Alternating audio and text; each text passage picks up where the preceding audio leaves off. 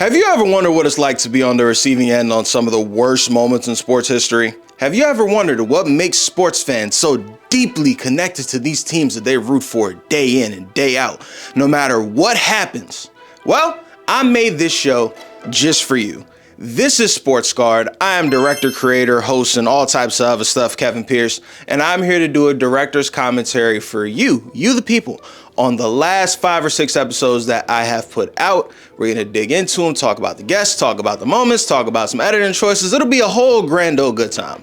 This is going to be me holding this microphone and talking for the next however long. So if you like the podcast format, this is also a podcast. If you want to just leave this on another tab, or if you want to just enjoy the episodes playing in the background behind me, do your thing. But that is what this episode is going to be. Without any further ado, let's get into it. From beautiful Baltimore, Maryland, former home of the Colts, and that is today's sports scarring moment. Most of you watching this aren't even old enough to know that long before Peyton Manning's Colts were lighting it up in Indianapolis, Johnny Unitas' Colts were blazing through Baltimore. But one day the Ursays and the Mayflower trucks attacked. And then I'll let Colts superfan Matt Newfield tell y'all the rest of the tale. The midnight move, the Colts moving to Baltimore. Now, this is kind of a companion piece episode because I always knew that I wanted the Cleveland Browns move to Baltimore and the Colts moving from Baltimore to Indianapolis to kind of go back to back in reverse order of however it actually happened chronologically in real life. That's always been the vision. And with this episode, it's the first time I worked with somebody that I met for the purpose of this show. So I met Matt Newfield at a board meeting for GATE. That's Greenbelt Public Access Television, where you can actually see full episodes of Sports Card being aired on there. The air times are different every single week. Check the schedule on the site. It'll be in the description. But I met Matt and we were discussing the airing of my show on the network. And I told him, hey, I'm always looking for guests, because I am always looking for guests. And he said, oh man, I remember the time that the Colts left Baltimore. Now, fun fact for y'all, I have a master list of moments that I know I want to go through. There's whatever large sports moment you can think of is on that list. It's a very long list. This has always been on there. So when he said that, my eyes lit up. I was like, oh, yes, let's do it. And this episode was the first and only one that was shot on not my gear that I'm using right now. I use Gates gear for that. Their cameras, their microphone, their studio, their green screen. And oh boy, did that present some challenges editing wise, because their files are significantly larger than mine. This is going to be really inside of baseball, but that's what y'all are here for. Their files were so much larger than mine. It took forever just to render. Even creating proxies didn't help. This episode legit took me a week and a half to edit, and most of it was waiting for shit to load. Just a whole lot went into it. But overall, I'm happy about how it turned out. So let's get into the actual episode, shall we?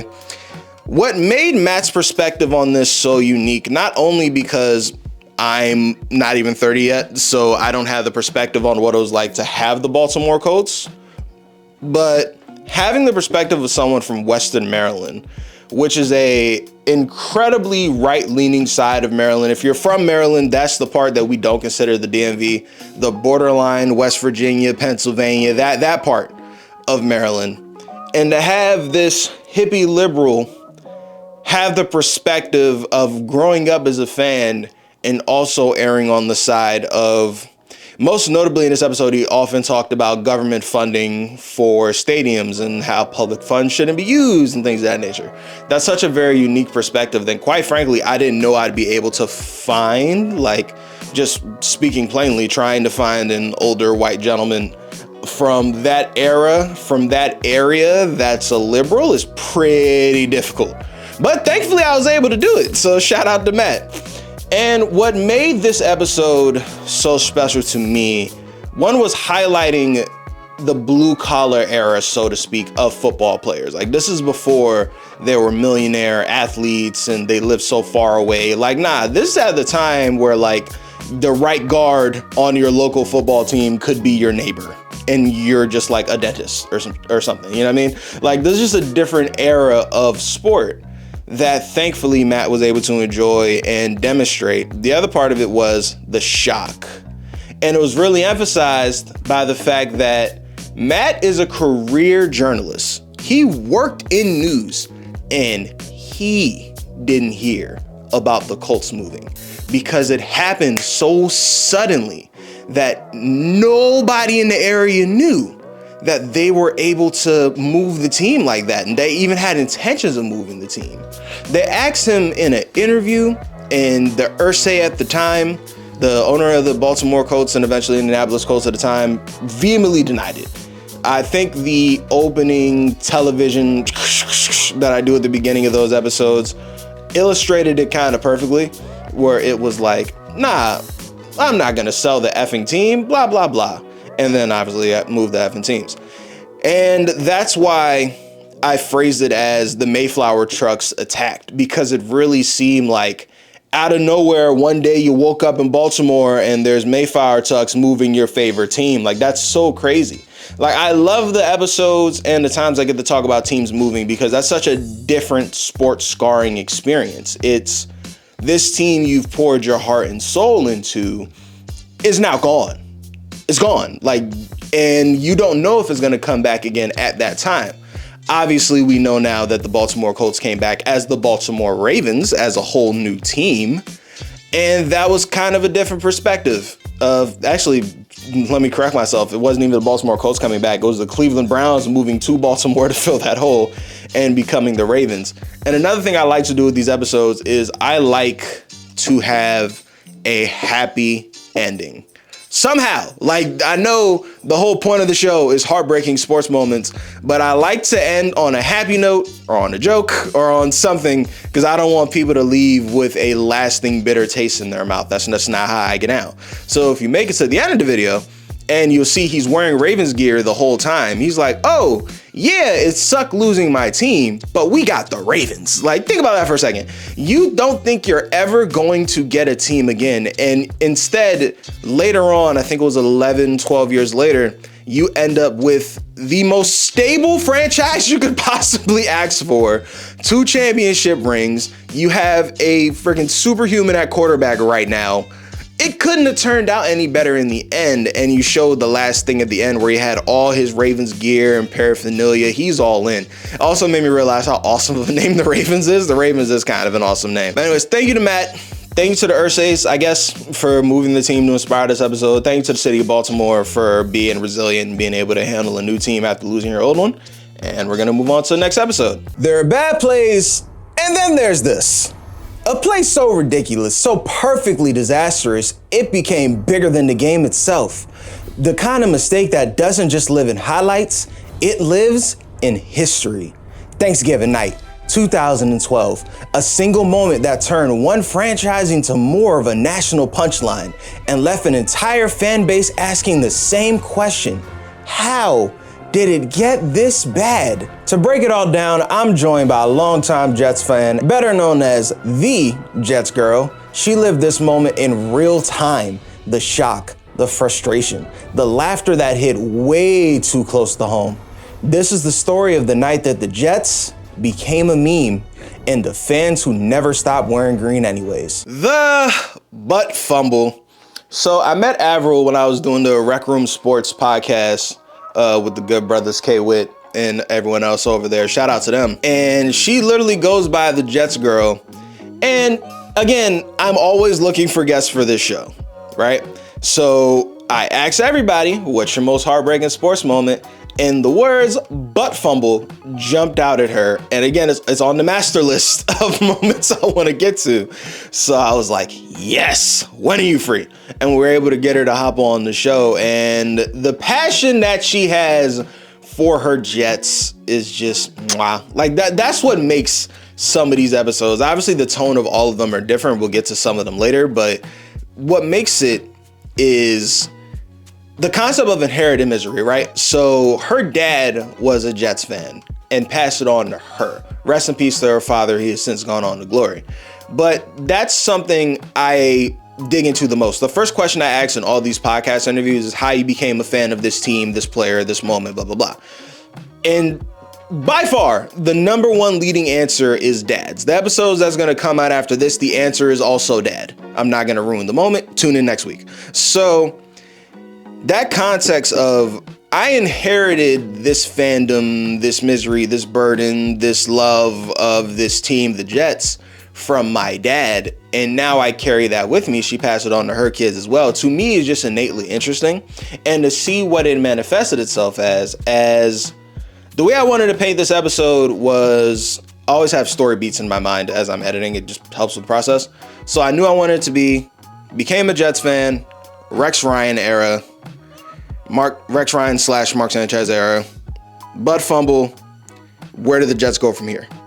Kind of having the Jets season as an inflection point, the butt fumble as an inflection point of like, okay, the Jets were here and then they went on over to here. You know what I mean? So after we're able to establish that timeline wise, I think the episode became a lot simpler and a lot easier.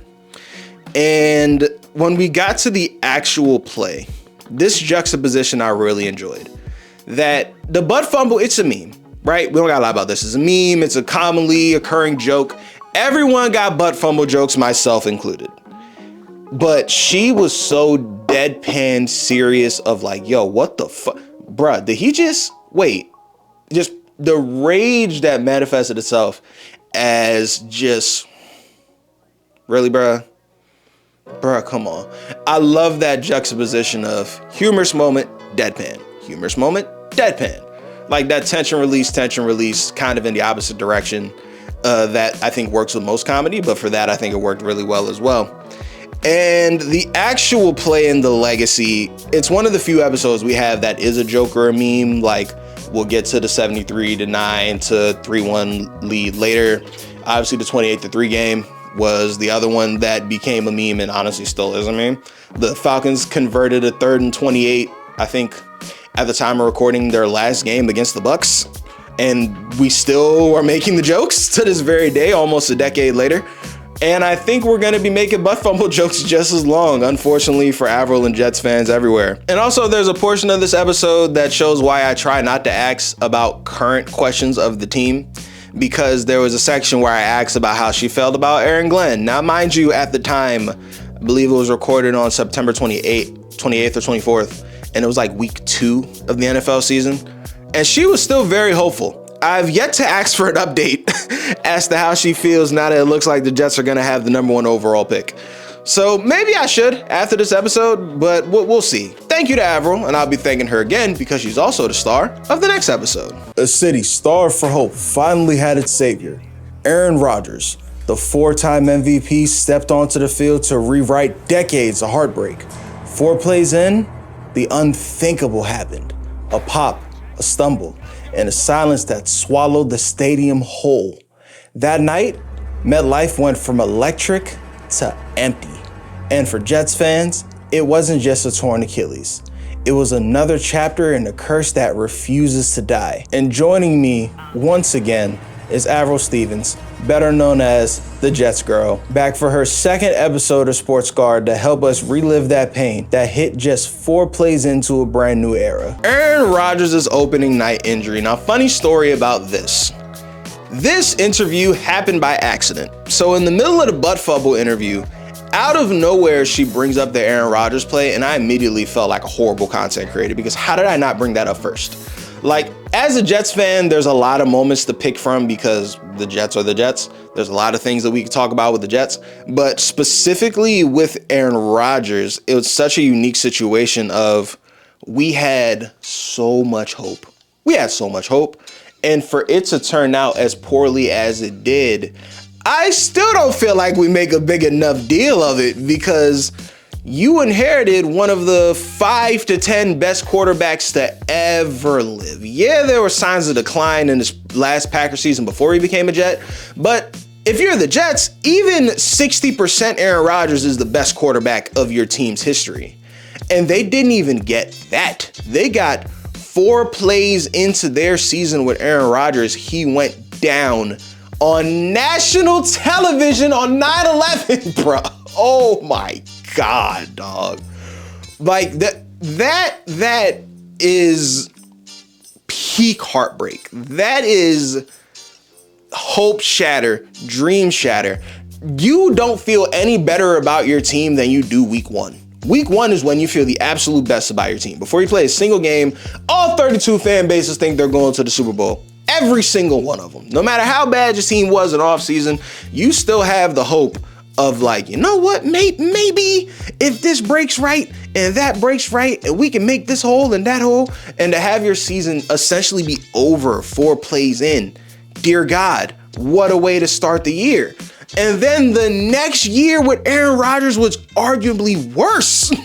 Your coach gets fired, your GM gets fired. It becomes abundantly clear that Aaron Rodgers is a cancer to the locker room and he gotta go, and he goes. So all that hope going into the Aaron Rodgers era led to 2 years, and I didn't fact check this for the episode. Wait, why am I acting like I can't? Hold on. 2 years and 12 wins. The Jets won 12 games in the Aaron Rodgers era. Aaron Rodgers used to get 12 wins a year in Green Bay, and that was the expectation coming into Green Bay. They had hard knocks there. There were legitimate Super Bowl hopes, like beyond just hype, because they were 7-10 the year before with literally the worst quarterback play possible with Zach Wilson. And then they brought in Aaron freaking Rodgers. The hopes were so high, and for them to crash down so dramatically, so nationally, so famously, and then to get worse. Oh my God, like that's a different level of heartbreak, even for this show. Like it was just, so the moment she brought it up, I was like, oh, I wasted an hour of our time. Cause again, this is after the Buff Fumble interview we did in full. I was like, oh, we're talking about this now. No prep. I do so much prep for these interviews before I end up chopping it up and whatnot. No prep. No, nothing. I didn't send her the questions beforehand like I do with every single guest. No, we just went. I was just off the dome.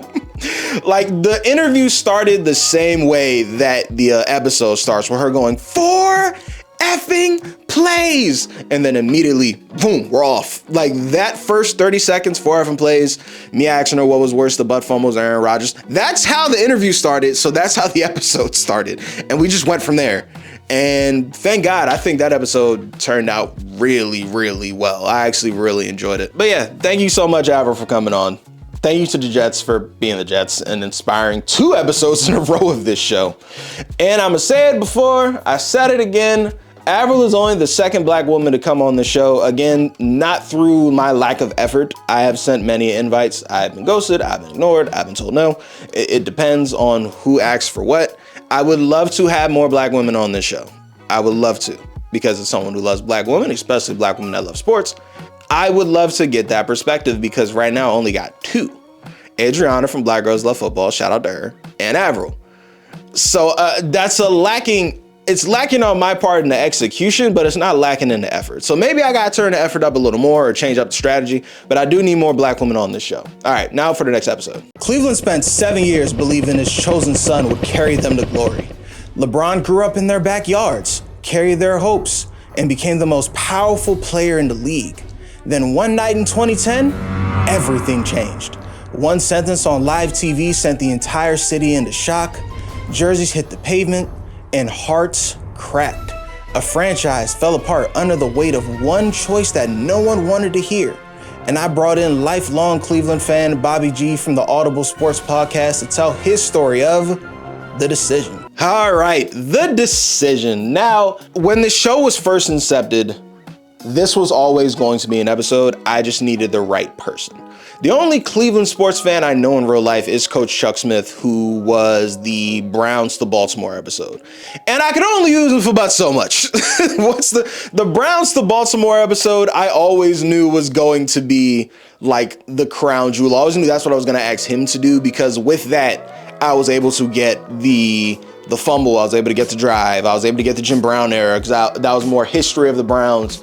Okay, now why would all that history did the Browns leave? I was able to paint a fuller picture with that.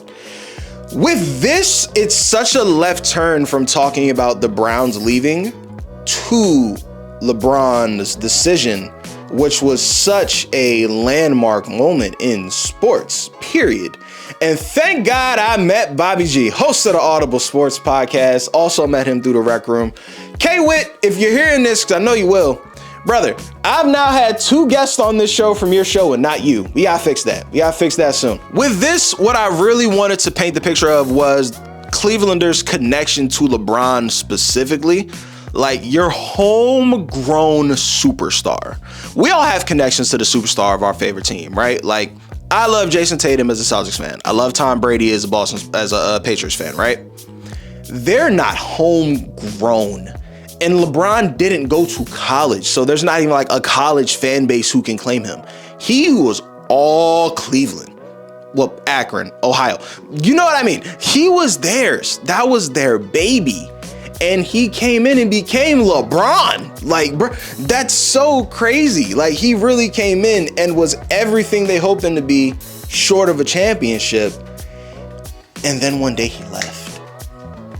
And then he left. And I don't think we really remember how crazy the decision was. In the moment, bruh, you would swear LeBron said he was leaving the Cavs to join ISIS. Like the way that we perceived the decision in the moment, the slander that man caught, oh my God. If by some reason you weren't like alive or like conscious in 2010, and weren't able to see this in real time, I implore you, please research. Oh shit, watch the episode. I think we did a pretty good job of painting the picture of that. And other things I wanted to make sure that we put out there was the Dan Gilbert letter, because I don't care what the Cavs do with the rest of Dan Gilbert's tenure. That's his legacy, is that letter. And reacting so poorly to your superstar leaving. Superstars have left teams before. Yeah, not like LeBron did it with the super team and the decision special and blah, blah, blah. Yeah, that was a one-on-one. But the way that your owner's supposed to react, the way that the head of your team, that is a statesman position. And he reacted like anything but a statesman in that moment. And oh boy, did it show. The Benedict Arnold slashing on the fathead prices, that one Bobby had to remind me of, because I forgot that. That one was just funny. But dear God, man, that was so bad. So yeah, Dan Gilbert, not great for you, buddy. I hope you never get into the Hall of Fame based on that alone. And then the ending, obviously, you know, I love a happy ending. LeBron came back and won a championship with him in 2016. So I had to ask a Cleveland fan for this perspective, because I know for me, it would have been all is forgiven. You can do whatever you want. But Bobby was like, oh yeah, no. All is forgiven. It was forgiven when he came back. Forget winning. Before he even won one, he was already forgiven. Welcome back, Bron. Love to have you. Thunder fans, look away. Everybody else, grab a seat. We're going to go back to the exact moment OKC went from "we got this" to "wait, KD's leaving with who?" The 2016 Thunder were supposed to be the team that finally broke through. KD and Russ were rolling, locked in, and going up 3-1 against a 73-win Warriors squad, and it felt like a dream was turning real. Then Klay Thompson started hitting some shots that made absolutely no sense. The offense tightened up, and the collapse snowballed into something nobody was ready for. And just when fans were starting to breathe again, KD packed his bags and joined the same team that just knocked him out. That's when Heartbreak turned into pure rage and confusion. And today, I got my man No Limit Rico coming on the set to walk us through the rise, the fall, and the pain that still lingers. OKC losing the 3-1 lead. Shout out to Rico. By far the most energetic, actually, let me not do by far, but the most energetic guest I've ever had. He was bouncing off the walls during this interview, and I was like, this is awesome. The whole time I was doing the interview. Thank God y'all can't see my face 90% of the time, because I'm sitting there like this. Yes, this is awesome, yeah. So shout out to Rico. I met him doing Clash in New York for House of Highlights. Shout out to House of Highlights, shout out to Clash, shout out to Brent and the whole Clash team. And I think every episode from this point on until 2026 is gonna be someone I met through Clash. That sounds right. We're gonna go with that. So with Rico, it's so raw and unfiltered, just pure energy, that I could ask him to read a phone book and it'd probably be that entertaining. If you're into streamers and watching that, go watch Rico on stream. It's the same thing there. Like he's one of them. He's really special talent when it comes to that, right? And it kind of matched because one of the subjects of the episode was Russell Westbrook, and he's kind of the Russell Westbrook of streaming. Like he's off the wall, full effort, 100% of the time. Like he's going. And I feel like when we tell the story of Kevin Durant leaving to Golden State, historically, we kind of forget this part. We mentioned that he went to the team that just beat him, but we don't mention that he went to the team that just beat him in historic fashion as well. And I wanted to kind of emphasize that, as well as much as I love Kevin Durant. Like, I'm from PG County, Maryland. My name is Kevin. Kevin Durant's, if not my favorite player ever, one of them. But oh boy, those games that they lost, especially games 6 and 7, whew, that man stunk. That man stunk. And we had to emphasize that because that was a huge part of it. I feel like, and obviously hindsight's 2020, I feel like if he had went out swinging, if he had went out, let's say, averaging 35 and 8 or whatever, and it would be on like 50% shooting, maybe leaving would have been perceived differently because it'd be like, all right, man, what more do you want him to do? He put in all the effort he could. He went out on his sword and then he went to go join the other team. I don't know. Maybe that would have helped a little bit, but to watch him flounder? Yeah, we're going to go with that. To watch him flounder so poorly at the end of that game and the end of that series and then go join the winning team was like, whoa, okay. And this is also a spiritual successor to episode 6 or 7 when I had Devin on to talk about Kevin Durant leaving for Golden State. I now realize as I'm recording this that I've done essentially 4 episodes that mention that same Kevin Durant leaving for Golden State. There's the episode that's solely on that. There's this episode right here. There's the next episode we're going to talk about. And the episode after that also mentions that part. Kevin Durant leave for Golden State was one hell of a moment, man. I don't know what to tell you. It's worth covering in many episodes. And who knows? I don't know when else I'll cover it again. Maybe there's a Rockets fan that wants to talk about what the Golden State Warriors did to them during the KD era. But I don't know. There is something to be said for a monumental moment that's such a huge butterfly effect moment that affected so many different things. But yeah, shout out to Rico, awesome guest. I can't wait to work with him again just because he has like a bunch of energy. Like can't wait for that. All right, next episode we go. Picture it. You're sitting there in 2016 thinking the series is over. Golden State is up 3-1 and the confetti crews are already warming up. And the winning parade routes feel penciled in. And then everything starts to slip away. One game turns to 2. The tension spikes, and somehow the team with 73 wins ends up watching the trophy go to the other locker room. Today, Dean Simon pulls up to relive every twist of that collapse, the jokes, the pain, and the moments that still make Warriors fans look away from the screen just a little too fast. So let's get into it. Golden State 2016 collapse, losing the 3-1 lead. Obviously, this was on the master list. Like this like top 5 moments I knew I was going to do on the show. So Dean, who I also met through Clash, when I proposed to everyone who was a guest there, hey, I want to have y'all on my show, he was like, oh man, I'm a Golden State Warriors fan. And my eyes lit up again. I was like, yes, finally. Because I'm on the East Coast, dog. I only know but so many West Coast team fans that aren't the Lakers. Like, it's so difficult to find like Warriors fans and Seahawks fans and things of that nature. And here's the thing with Dean that presented an interesting, I don't want to say challenge, but an interesting dynamic when it comes to me as an editor, right? So when you're interviewing people, and this is a content creator pro tip, when you're interviewing people, there's only 2 types of guests. There's a spectrum of guests, right? There's the highly energetics like Rico, and there's the more muted performances like Dean.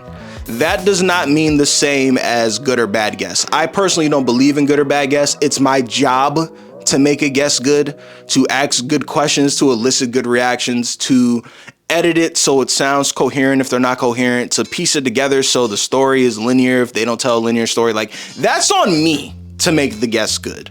Whether the guest's actual performance is just like the clay that you make your statue out of, but every guest will give you clay. It's your job to mold the clay, right?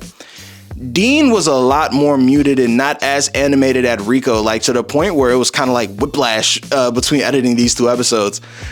But the performance was great because his memory's so great.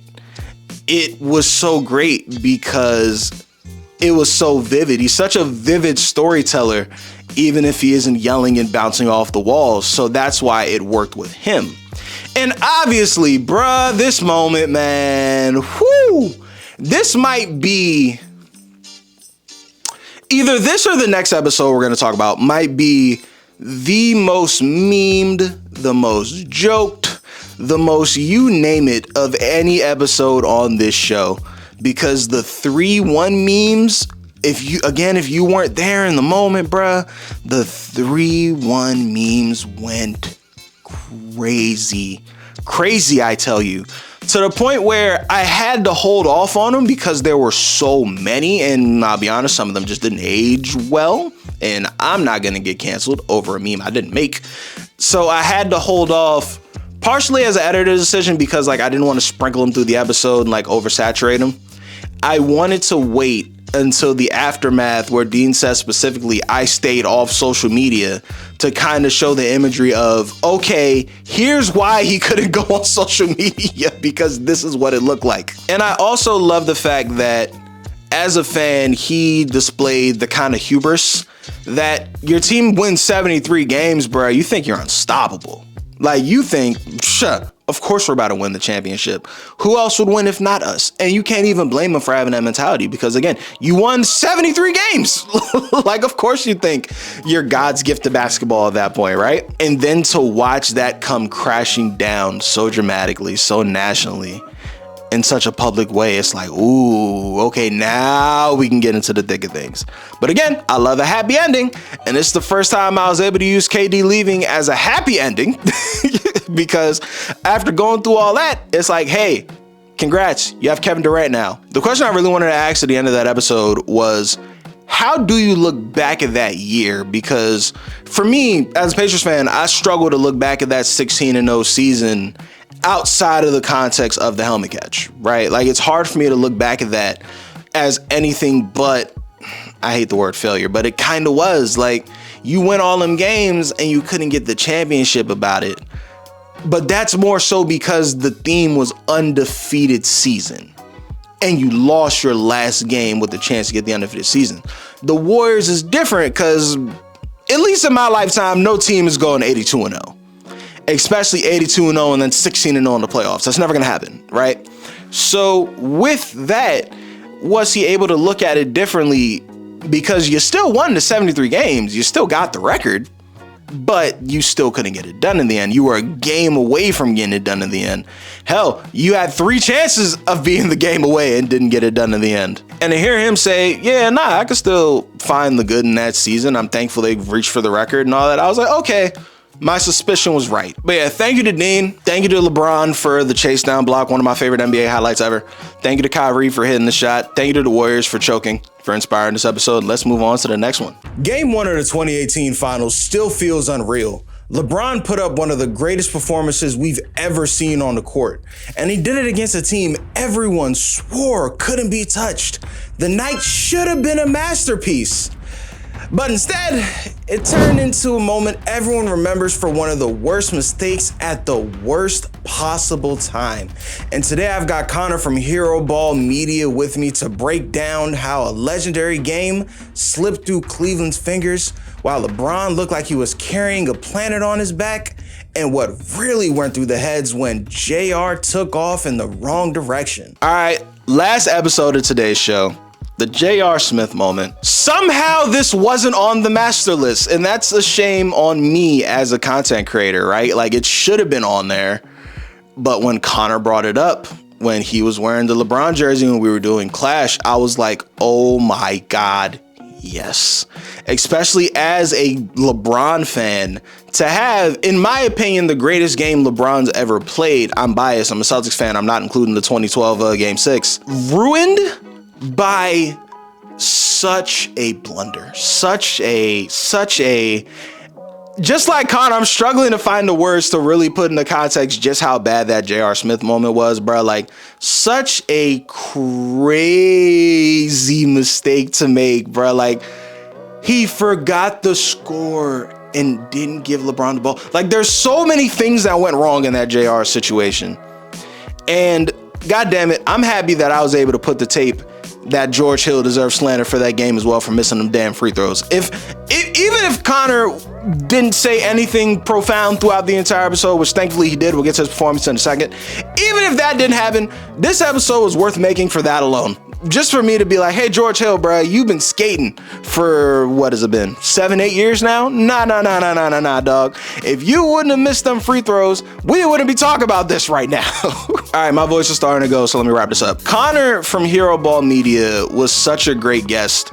And you could tell he's a great guest because that's the least amount of cut-ins I've ever done for an episode. I think it was 2 or 3, not counting the intro and the end credit scene. Like 2 or 3 cut-ins was all I needed because he handled the transitions his damn self. The original interview was an hour long, right? And my interview style when I do this show is I let my guests yap. I'm gonna let you go because I'm editing. Like whatever is unnecessary, whatever's fluff, whatever's that, I can take that out. But sometimes it takes a 3-minute rant to get 30 seconds of an opinion of a topic spliced together that I actually is using and is impactful with every word. And that's the challenge presented with this episode because Connor was batting 1,000 that day, boy. So my editing process for the A-roll, which is just the interview part, right, is chisel, scalpel. The chisel is we take all the parts of me talking out, all the ums and ahs and ums, all the pauses, we take that part out, right? The interview was like 35 minutes after that. That's the chisel. And then with the scalpel, now it's time to get surgical. Now it's time to, all right, what makes this thought? What's 100% necessary to this story? And I think I got it down to like maybe 28 after that. And these episodes ideally are supposed to be 15 to 20 minutes. That's the target range. This episode ended up being 24, so obviously it didn't work out that way, but I had to go back with the scalpel again and had to take out some jokes that I loved. Like, I never want to put the full unedited version of these interviews out on the internet, but this is one of the first times I've been inspired to do so because it just turned out so well. Like, it's so good. There's so much good shit I had to cut out that's on the editing floor that Connor just gave me a great interview. And thank you, Connor. Honestly, like this is one of the better episodes of this show. Obviously, I love all these episodes like my kids, but this is one of the better episodes. So thank you, Connor. And thank you to you listening and or watching to this right now. We're going to get back to the regular form of episodes next week. And I got a really big guest on for that one, someone who I'm actually a fan of in real life. And I can't wait to get that to you. With that, thank you. Have a great rest of your day, night, evening, whatever time of day it is for you.